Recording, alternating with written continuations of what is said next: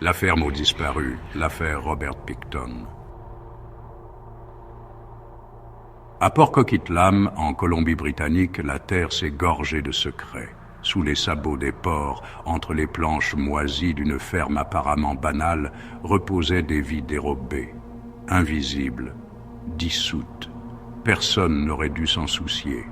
C'était ça, le plan. Choisir celles que personne ne cherchait vraiment. Des femmes pauvres, marginalisées, dépendantes, souvent autochtones, souvent oubliées. Comme si disparaître était une fatalité, un accident statistique. Mais même la boue finit par parler. L'histoire de Robert Picton n'est pas une simple affaire criminelle. C'est une dissection, celle d'un système qui a échoué à voir, à croire, à agir. C'est aussi un requiem pour des femmes dont le nom a longtemps été absent des journaux, des archives, des livres. Ce récit a été écrit pour elles, ces femmes pour qui nous avons perdu la mémoire, pas pour lui.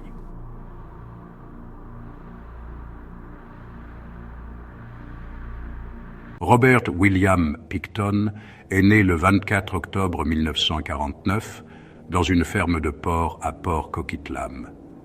Une ferme grise, sale, imprégnée d'une odeur de mort douce et d'excréments, comme une frontière entre l'enfance et la fin du monde. Il grandit là, au milieu du fumier, des cris d'animaux et du mutisme familial. Une vie d'isolement où les conversations étaient rares, les gestes secs et l'affection, une notion étrangère. Ses parents, Léonard et Louise Picton, n'étaient pas des modèles de chaleur humaine. Louise, en particulier, était une femme dure, autoritaire, obsédée par le travail à la ferme. Robert était un enfant introverti, lent, moqué par ses camarades, retiré dans son monde intérieur.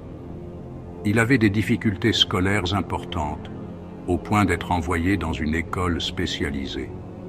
Il abandonna l'école à 14 ans pour retourner à la ferme, là où les porcs comprenaient mieux son silence que les humains. La ferme devenait son univers. Il la partageait avec son frère David, plus extraverti, plus sociable, mais tout aussi imprégné de cette éducation rugueuse et fermée. Plus tard, ils exploiteraient ensemble la terre, mais dans une complicité étrange, distante, presque mécanique.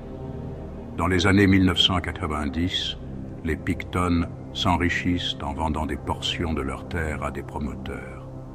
La ferme devient un terrain vague entre deux mondes. L'ancien monde agricole en décomposition et la ville qui pousse sans rien voir. Ce décor de désolation devient le théâtre parfait. Personne ne regarde les fermes. Personne ne se méfie des Picton. Et surtout, personne n'écoute les femmes qui disparaissent. Et pendant ce temps, Robert Picton tue. À l'est du centre-ville de Vancouver, il y a un quartier qui ne figure pas sur les cartes postales, le Downtown East Side. Quelques rues où l'humanité s'effondre en silence. Des visages creux, des bouches absentes, des seringues au sol comme des pétales fanés. C'est ici que le temps s'est arrêté, ici que les femmes disparaissent sans bruit. La pauvreté y est systémique, enracinée. Les autochtones y sont surreprésentés. Les traumatismes y sont transmis comme un héritage. C'est un no man's land social. Et c'est dans ce décor que Picton chassait. Les femmes qu'il ciblait vivaient dans l'ombre, travailleuses du sexe, toxicodépendantes, sans domicile. Elles avaient des noms, des familles, des histoires, mais dans le regard des autorités, elles étaient résumées à un style de vie. Et ce style, selon la police, les exposait naturellement au danger, comme si elles n'avaient pas le droit d'être protégées.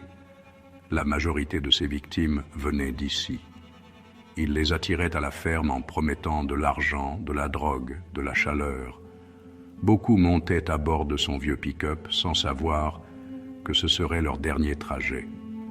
Une fois à la ferme, elles n'avaient plus de nom, plus de voix, plus de chance. Ce quartier aurait dû être un signal d'alarme. Mais il était une couverture parfaite, parce que qui irait chercher là?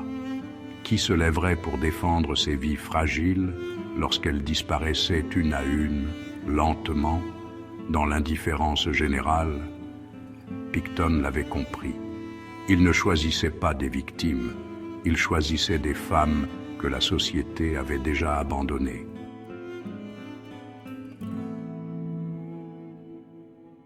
La ferme des Picton était un labyrinthe de tôle. En apparence, une exploitation porcine délabrée à l'abandon. Mais à l'intérieur, c'était un sanctuaire pour les fantômes, un abattoir. Robert Picton tuait comme on égorge un porc. Littéralement parfois. Les meurtres n'avaient rien de sophistiqué, étranglement, coups, mutilations. Il désossait les corps, les découpait, les dispersait. Les restes étaient enterrés, broyés, mélangés à la viande animale. Certains ont fini dans l'ébène, d'autres dans les produits de la ferme. Oui, on pense qu'il a nourri ses cochons et peut-être ses clients avec les restes humains. Personne n'a voulu confirmer. Personne n'a voulu vraiment savoir. Quand la police est enfin intervenue, ce n'était pas pour une enquête de disparition. Non, c'était pour une arme illégale sur la propriété, une fouille banale. Et c'est là, par hasard, qu'il tombe sur des objets personnels de femmes disparues. Un inhalateur, une boucle d'oreille, des photos. Le frisson commence à grimper dans l'échine des enquêteurs. La fouille devient archéologique. Pendant près de 2 ans, la GRC déterre l'indicible. Crâne scié, mâchoire, ADN mélangé à du gras de porc, objet intime coincé dans la terre. L'équipe de forensique n'avait jamais vu ça. C'était plus qu'un crime, c'était une dévoration. La ferme devient une scène de crime tentaculaire. Chaque recoin, chaque centimètre carré, chaque bout d'os, une pièce d'un puzzle sordide. On ne compte plus les victimes avec des noms, on compte les fragments. On essaie d'assembler des personnes à partir de morceaux. Et Picton, pendant ce temps, dit très peu. Mais à son faux codétenu, un agent infiltré, il lâche une phrase glaciale. « J'étais à 49. Je voulais juste en faire une de plus, un chiffre rond. »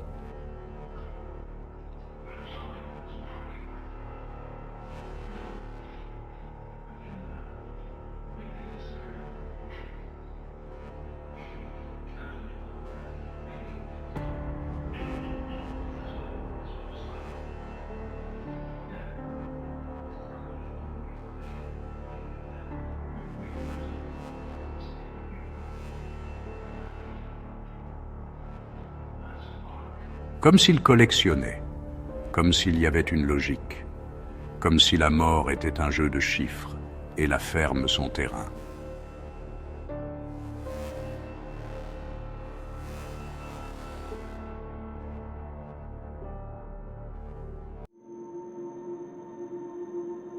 On raconte que le premier meurtre n'a pas commencé à la ferme, mais dans la ville. Une nuit sans date précise. Vancouver, quelque part entre les bars miteux et les ruelles du downtown East Side. La pluie fine collait à la peau comme une seconde misère. Les lampadaires faisaient trembler la lumière sur les flaques d'eau huileuses. Et lui, Picton, roulait lentement, les mains crispées sur le volant de son vieux pick-up. Il observait, son regard cherchait une présence, une fille seule, une conversation facile. Il s'arrêtait parfois, descendait de la voiture, parlait d'une voix timide, presque douce. Il savait se faire petit, maladroit, inoffensif. C'était ça sa force. Il ne faisait pas peur, pas tout de suite. « J'ai des cochons », disait-il souvent. « Tu veux venir voir? Je peux te payer. Il y a du chauffage, de la bière, du monde qui passe, tu verras. Des mots simples, rien d'inquiétant. Juste ce qu'il faut pour qu'une femme fatiguée, gelée, affamée, voilà une nuit de répit. C'est comme ça qu'elle monte dans le pick-up. Personne ne les retient, personne ne les verra plus. Sur la route, il parle peu, il met la radio. Une vieille chanson country. La ville s'éteint derrière eux. Le silence reprend. Et au loin, la ferme apparaît, noire, étouffée de brouillard, comme un gouffre ouvert. La première victime, on dit qu'elle a ri en descendant du camion, qu'elle croyait à une soirée étrange, mais sans danger. Peut-être qu'elle a senti le froid dans son dos juste avant de comprendre, ou peut-être pas. Quelque chose s'est figé ce soir-là, une bascule. Après, ce n'était plus un homme seul avec ses peurs. C'était un homme qui avait compris que le silence efface mieux que le feu et l'eau. La nuit suivante, il a nettoyé, comme on range un outil, comme si rien n'avait existé. Et la vie a continué. La ville s'est réveillée. Une femme a disparu et personne n'a rien vu. Elle s'appelait Sarah, du moins c'est le nom qu'elle donnait. Les autres disaient que c'était un faux. Mais dans le Downtown East Side, les noms changent comme les saisons. Ce soir-là, elle portait un manteau rouge élimé, taché par la pluie, et un collier en plastique bleu qui brillait sous les lampadaires comme une promesse d'enfance oubliée. Elle riait beaucoup, pas parce qu'elle était heureuse, mais parce qu'il fallait bien rire pour ne pas pleurer. Elle connaissait Picton de vue. Il passait parfois dans le coin, distribuait des billets, offrait des cigarettes, rendait des services sans trop parler. Il avait cette façon de se tenir en retrait, maladroite, presque gênée, comme un gamin qui ne sait pas quoi faire de ses mains. Les filles disaient « C'est un fermier, un peu bizarre, mais pas méchant ». Et ce soir-là, quand il s'est arrêté à côté d'elle, la pluie avait cessé. Elle a vu dans ses yeux quelque chose qu'elle a confondu avec la bonté. « Tu veux venir te réchauffer un peu ?» Il a dit ça doucement. Elle a hésité. Puis elle a pensé à la chambre froide du refuge, à la soupe claire qu'on y sert, au regard fatigué des autres filles. Alors elle est montée. Sur la route, elle a regardé les lumières de la ville s'éloigner. C'était comme si chaque lampadaire qui disparaissait derrière eux effaçait un morceau d'elle-même. Elle a voulu parler, mais il ne répondait que par des hochements de tête. Le silence pesait lourd comme un secret déjà scellé. Quand ils sont arrivés à la ferme, tout semblait figé. Pas un son, sauf celui du vent qui passait entre les tôles. Des ombres de porcs dormaient serrées les unes contre les autres, dans un enclos boueux. L'air sentait la ferraille et le sang sec. Elle a senti la peur monter, mais trop tard. Ce n'était pas une peur instinctive, plutôt un froid qui s'infiltre lentement, comme une certitude. Elle a voulu repartir, dire qu'elle avait changé d'avis, mais il s'est avancé, lentement. Et ce qu'elle a vu dans ses yeux, ce n'était plus la maladresse. C'était l'absence, une absence totale. La suite, personne ne la racontera. Il n'y avait pas de témoins, pas de cris qu'on ait entendus. Mais sur la ferme, plus tard, on retrouvera un morceau de tissu rouge collé à un fil de fer et un petit collier bleu brisé. Ce n'est pas beaucoup, mais c'est tout ce qui reste d'elle. Et dans la mémoire du quartier, quand on parle encore des disparus, il y a toujours quelqu'un pour dire « Tu te rappelles, la fille au manteau rouge ? Oui, celle-là, on ne l'a jamais revue. » Le 6 février 2002, la police débarque à la ferme des Picton. Ce n'est pas une descente pour meurtre, ni une opération majeure, juste un mandat lié à des armes à feu non enregistrées. Rien d'exceptionnel. Et pourtant, c'est là que tout commence à craquer. La perquisition s'élargit. Rapidement, la GRC découvre que cette ferme n'est pas seulement un lieu de travail, mais une fosse commune déguisée. Une scène de crime. Les fouilles dureront 2 ans. 2 ans à trier la terre, les fluides, les fragments d'os et les restes humains mêlés à ceux des animaux. 2 ans à reconstruire l'irréparable. Parallèlement, la police infiltre la prison où Picton est détenu. Ils placent un agent dans sa cellule, déguisé en détenu bavard. Et Picton, sans se méfier, se confie. Il parle de ses victimes comme d'un projet interrompu. L'arrestation de Picton n'est pas un triomphe, c'est un réveil douloureux, un aveu de faillite collective. Car s'il a pu tuer si longtemps, ce n'est pas parce qu'il était malin, c'est parce que personne n'écoutait les disparus.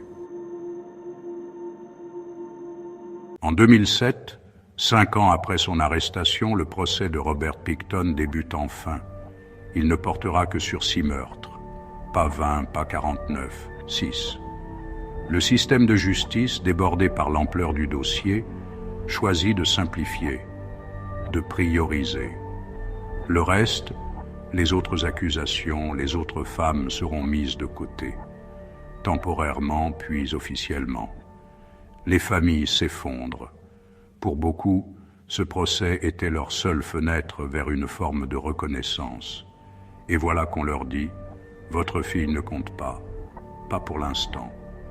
Durant les audiences, on expose les détails, les photos, les restes, les ADN, le quotidien des meurtres.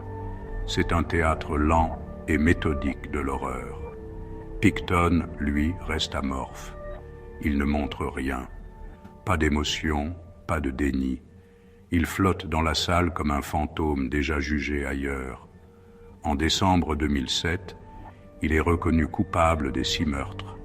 Peine maximale, prison à vie, sans possibilité de libération conditionnelle avant 25 ans. Mais ça sonne creux, parce qu'aucune peine ne contient ce qu'il a fait, et surtout parce que des dizaines de victimes ne seront jamais jugées. Le reste des accusations sera, plus tard, abandonné, jugé non nécessaire. Picton a déjà la perpétuité. Pourquoi encombrer la cour? Mais pour les familles, ce n'est pas un détail procédural, c'est un abandon officiel. Le procès aurait dû être un acte de mémoire. Il est devenu une opération de réduction, une gestion du silence. Après les verdicts, après la prison, après les larmes, il reste les vivants. Et parmi eux, il y a les femmes qui ont survécu à Vancouver-Est, celles qui connaissaient les disparus, celles qui ont crié, dénoncé, collé des affiches dans le vent. Il y a aussi les sœurs, les mères, les cousines, qui ont frappé aux portes fermées, qui ont regardé les infos, qui ont espéré sans y croire. Le quartier ne sera plus jamais le même, et c'est tant mieux. Des marches commémoratives s'organisent, des collectifs se lèvent, des vigiles apparaissent à chaque coin de rue où une femme a disparu. Les photos sont brandies, les noms scandés. Elles ne sont plus des cas, elles sont des visages, des présences, des histoires qu'on refuse de laisser sombrer. La douleur s'organise, la mémoire devient une arme.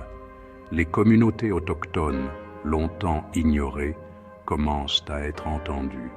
Le lien entre les meurtres et le racisme systémique ne peut plus être balayé. Des rapports sont lancés, des excuses arrivent, tardives, mais présentes. Trop peu, trop lent, mais un début. La ferme a disparu du paysage, mais la trace est là, dans les arts, dans les livres, dans les voix, dans les documentaires.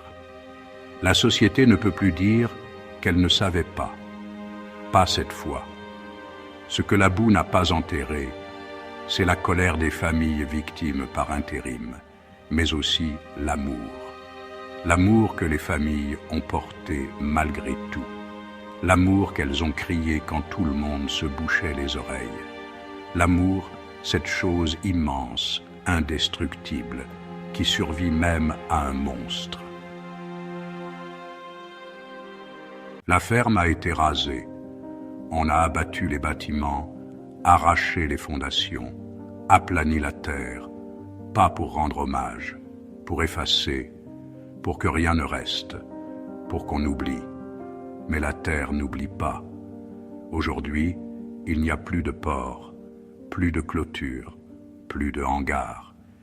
Mais il y a des croix plantées dans le sol, des galets peints à la main, des noms écrits au feutre sur des pancartes, une fleur en plastique qui résiste à l'hiver. Le lieu est devenu un sanctuaire clandestin, un non-lieu sacré. On n'y prie pas, on s'y souvient. Ce récit n'est pas un fait divers. C'est une fosse commune de l'indifférence. C'est une ode aux femmes qu'on a refusé d'écouter.